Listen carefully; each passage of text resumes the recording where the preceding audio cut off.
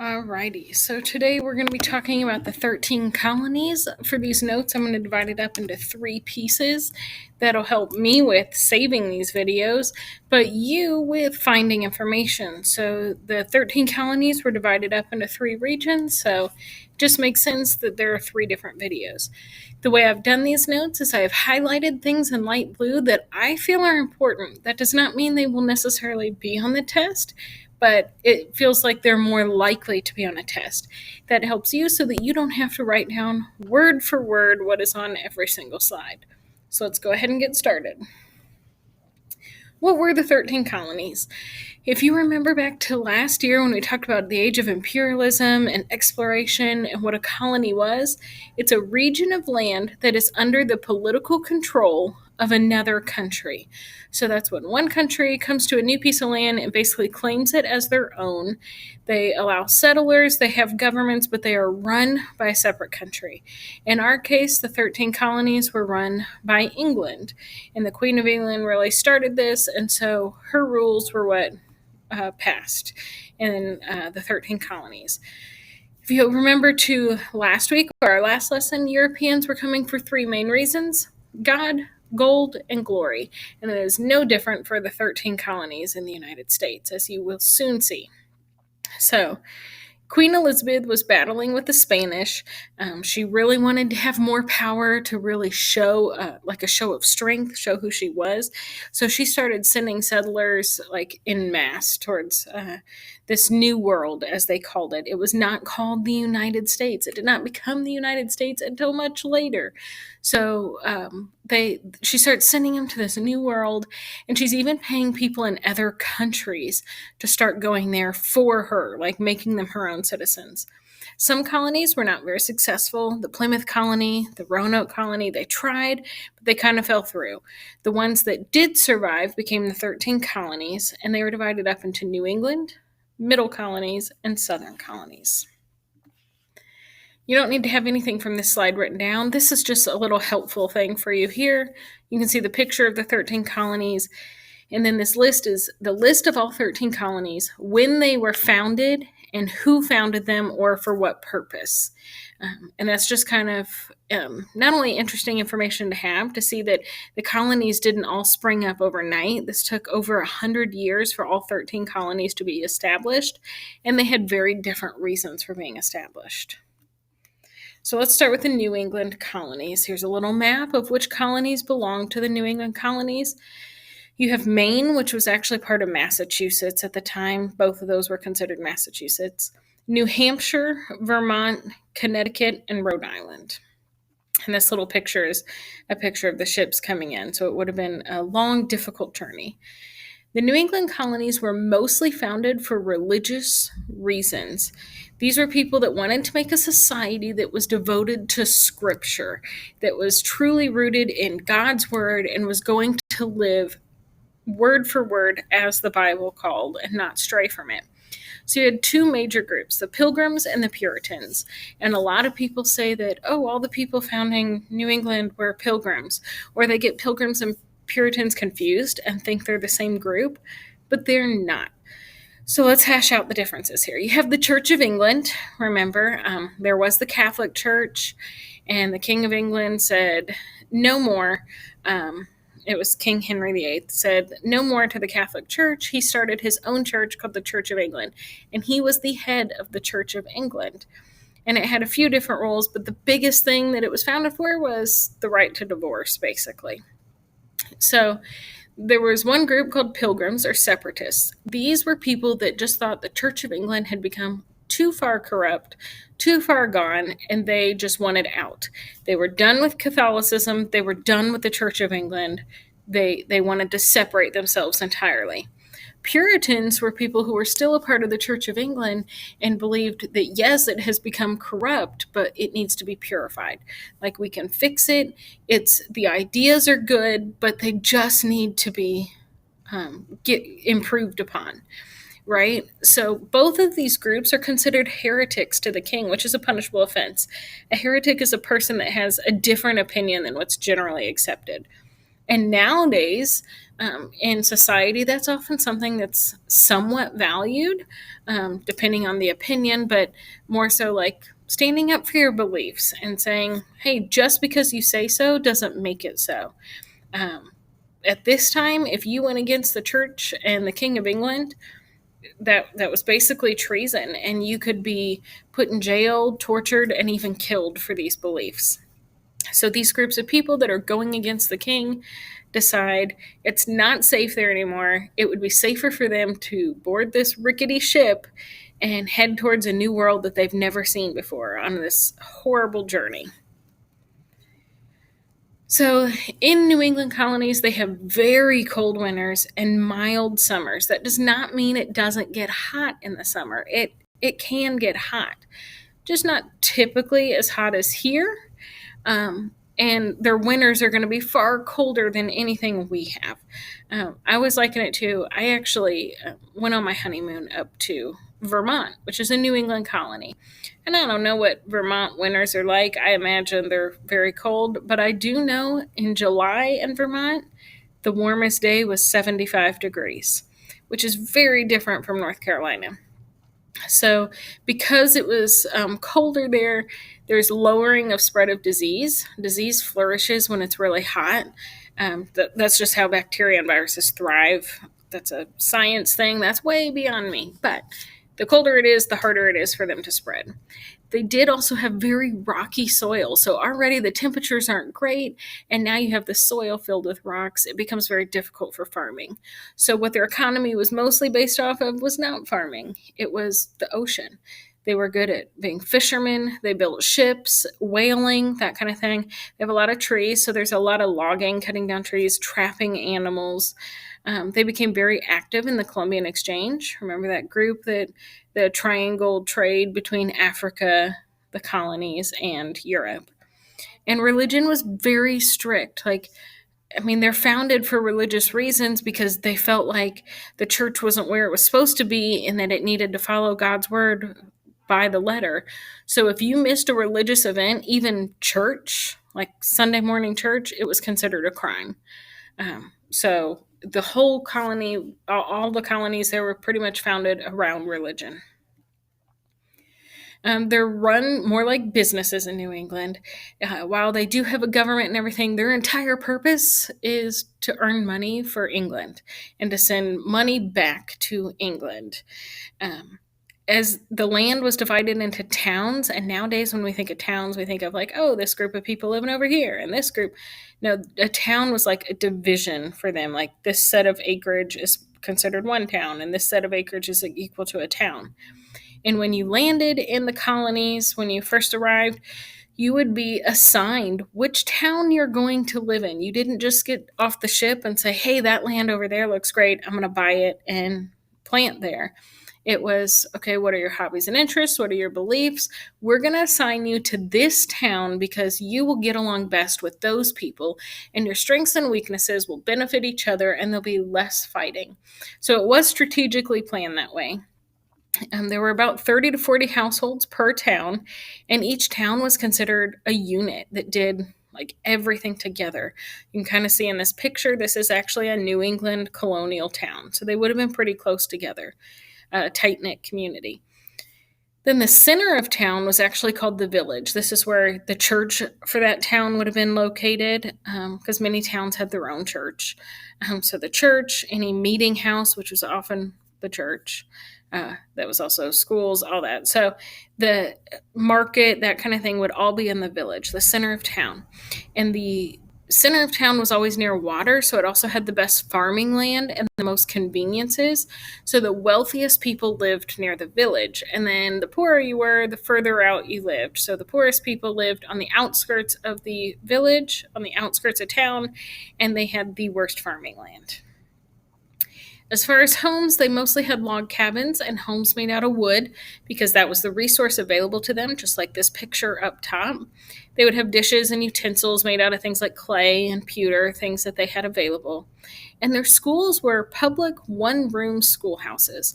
That means the schoolhouse is probably significantly smaller than my classroom, but it would be all the kids in that town or village, ages 5 through probably 13 or 14, sometimes a little older, depends on the needs of that community. But those kids would all meet in one class. So a 5-year-old and a 14-year-old in the same class.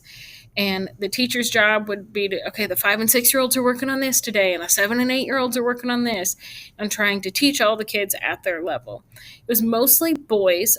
Girls could come to school, but the focus was that they should be at home learning to be a woman of the household. So they'll get some education at home. And school basically just taught reading, writing, and math. Those were the biggest focuses. Um, Schools were put together basically by communities. So families would donate firewood for the fireplace to keep them warm because, they don't have indoor plumbing and indoor heat and all that. So it was a fireplace. Um, Parents could donate firewood. They could donate the lunches and the meals. They could donate, things to write with, whatever it might be. If your family could not afford donations of any kind, then you were given a seat in the back of the class. And nowadays we think like, woohoo, back of the class, no problem. But back then that meant you were furthest away from the fireplace. So you were not going to be warm for today's lesson. You had to suffer in the cold because your family did not provide for the school. That is your notes on New England. All right, so let's move on to the middle colonies. The middle colonies are New York, Pennsylvania, New Jersey, and Delaware. And sometimes that can be a little tricky because we still think where we are of New York being so far north that it must be part of the New England colonies, but it is not. These areas are still technically the middle colonies. And the middle colonies were very diverse. Instead of everyone coming from England, you actually had people settling there from England, France. There were Swedish, Dutch, German, Scots-Irish. There were several Native American tribes that were already settled there. So all these people were able to live together in relative harmony. I mean, there were some disagreements, especially between Native Americans and settlers, but it wasn't as bad as many other places. They also had a lot of religious tolerance, unlike the New England colonies that were settled as all people from the Church of England who wanted to lead very strict religious observant lives. In the middle colonies, you had people that were Quakers, which is a religion that very much, it's usually called like Friends or the friendly religion. There's like no war. It's all about peace, getting along with others, that kind of thing. In fact, the founder of Pennsylvania was a very famous Quaker. His name was William Penn. You have Mennonites, similar to Amish, Lutherans, Dutch Calvinists, Presbyterians. So there's quite this array of religions there, of all different backgrounds. So you have people from different countries, different religions, and they're all settling in one area. So it literally was, as we think of, the melting pot, like everyone coming together. This area actually flourished economically as well. They had some of the larger cities like New York City and Philadelphia that really just boomed. They became huge almost overnight.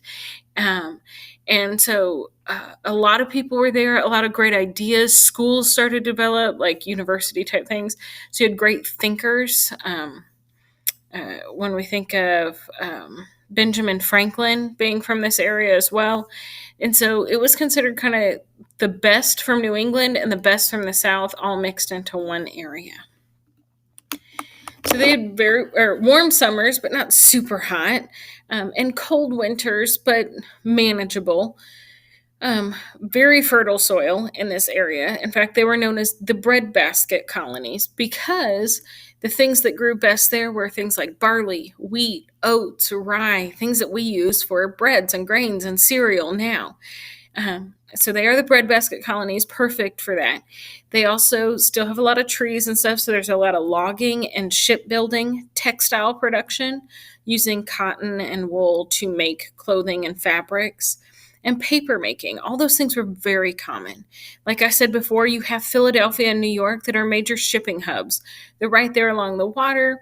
And so you could go to New York City and ship your goods to any other colony, basically, but also to Europe, Africa, wherever it needed to be. Those are like big central ports. You also had craftsmen there that just flourished, blacksmiths, silversmiths, cobblers, wheelwrights, wig makers, milliners. I mean, they had like everything. And that's one of the things that really helped the economy in the middle colonies. The South primarily stuck to plantations and crops, and the North, far New England colonies primarily stuck to like fishing goods. But the middle colonies kind of took a little bit of everything and said, instead of just being really good at one thing, we're going to be good at like a whole bunch of things and just spread out roots everywhere. And that's what they did. So their homes would have been tall, narrow, usually made out of brick, mostly because of weather. Brick will help keep you warm in the winter months, block out the wind, but it also can be cooler in the summer months. They tried to have their homes facing water whenever possible. Their beds were often built into the walls, kind of like cupboards. Think of like a shelf built into the wall, and that's your bed, like bunk beds. Kind of a space-saving technique there, too. And the fireplace and parts of the homes were often, not always, decorated with blue and white tiles. And a lot of this comes from their cultures back home. Dutch cultures are very well known for decorating with blue and white tile. So they brought a lot of their old European ways with them and started those traditions here in the colonies as well. As far as schools, the students still went to school with other kids, but in New England, where it was a public school with a hired teacher that did things, in the middle colonies, they're church-run schools. They are run by the church, so usually the minister or somebody in the area would be the one teaching the school. And religion was taught in the schools. So it was very important that girls attended these schools. New England, girls didn't have to attend schools. In the middle colonies, because we're teaching the religion of that specific group of people, girls are encouraged to be there so they can learn more about the religion as well. And because there were so many different religions available in that area, parents got to choose which school their kid went to. You sent your kids to the school that was run by the church of your choice. Children were not treated differently whether their parents paid for their education. Remember, in New England, if you couldn't afford donations, you sat in the back away from the heat. Middle colonies didn't care. They were happy to have you there, happy to have you learning the religion. And the school schedule was set around harvesting and farming because these farms were big and kids were needed to help their families on the farms. So they would make breaks that coincided with planting seasons. And in fact, this is something that still continues today in many areas. We have spring break and summer break when we do, because it goes back to that tradition of kids needed off for summer to help with planting and farming. But in winter, they could be at school because there wasn't as much to do on the farm. So that's something that has been passed down. Those are your notes on the middle colonies for the next video. All right, the last section of the notes, the last region of the 13 colonies are the southern colonies. Many people in the southern colonies came to the New World, came to America to seek economic prosperity. That means they came for gold. That does not mean that everybody came for gold. You know, we talked about God, gold, and glory. Obviously, the New England colonies came for God. The southern colonies, yes, there were religious people here. There were people seeking glory, whatever it might be. But economic prosperity, gold, that was their main focus. Their economy was mostly based on farming, and they utilized slave labor. Now, please do not misunderstand this. Oftentimes people think, well, the southern colonies were the only ones that had slaves. That is not true. Almost all 13 colonies had slave labor at some point in their history. It was just that the northern colonies and the northern states, once they became states, abolished slavery sooner than southern colonies. And so that's part of the reason why it becomes associated. But they depended a lot upon slave labor in the southern colonies. Most people in the southern colonies were what's called Anglican. That means Baptist or Presbyterian. There weren't a lot of Catholics or anything like that, except for Maryland. Maryland was founded as a refuge for Catholics because we've talked about all these people leaving the Church of England, but the Church of England left the Catholic Church. So you had people, the Church of England's running England at the time, the king's running that, and he's against many Catholics, and the queen was also against Catholics for a while. And so Catholics were also getting persecuted, and they wanted a safe place to go, and that's why Maryland was founded. Because homes were so far spread out in the southern colonies, religion didn't really have a huge impact on the homes and on communities. So again, southern colonies, they're known for their farming. They have very fertile soil for the most part. And because of the weather, these really hot summers that last longer, it's not as cold in the winter. They also had the longest growing season. So they could grow stuff for a longer period of time than you could in the middle colonies. So what they became known for in their growing was what's called cash crops. And that term means crops that are grown for selling instead of personal use. Often in the middle colonies and the New England colonies, as people had farms, they would grow stuff just to sustain their family or help people in the village. In the southern colonies, they would have huge fields and grow stuff to sell to other colonies or to send overseas, whatever it might be, but they were in it to make money. And there were several crops that they grew, but probably the most famous ones from the southern colonies are tobacco and cotton. That's what they got rich quick doing. There were many large farms that were called plantations where slaves and indentured servants would work. Not all farms were large, as we'll get to in a minute. But obviously, you guys probably know what slaves are, but a lot of people don't understand indentured servants. Indentured servitude is similar to slavery, except there's the best way to put it, there's an expiration date on it. It would be if Johnny's family owes Billy's family $5,000. Johnny's family just doesn't have it. So Johnny's dad meets with Billy's family and says, $5,000, how many years is that worth? And maybe they say 7 years. Okay, you can have Johnny for 7 years as your servant. He's basically going to be a slave for the next 7 years. But at the end of that 7 years, we've paid off our debt. He's free.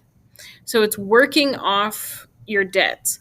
The problem where this became like a vicious cycle is you're working without getting paid because your payment is paying off the debts.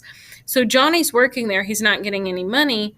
And now he needs new clothes, but he can't buy them. So he has to ask Billy's family for money or for clothes.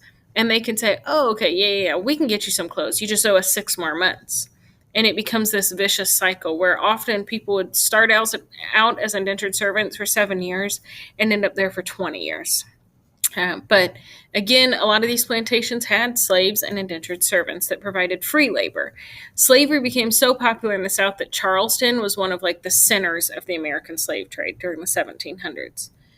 They had very warm climate with hot summers and mild winters. That means it gets super hot in the summer, and in the winter, yes, it gets cold. We know here in the mountains it gets cold and we have snow sometimes, but it's nothing like Vermont, right?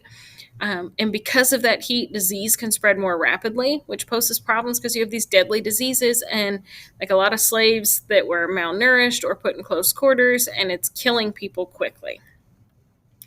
So a lot of people lived on large farms and plantations, but again, not all homes and farms were wealthy plantation homes. Especially in this area, in the mountains of North Carolina, not really plantation homes for the most part. It was a lot of farmers, as we think of today, that were just trying to make ends meet for themselves and to provide for their family and their communities, right? So not everybody had a plantation, but that was common in the South. Homes are super spread out.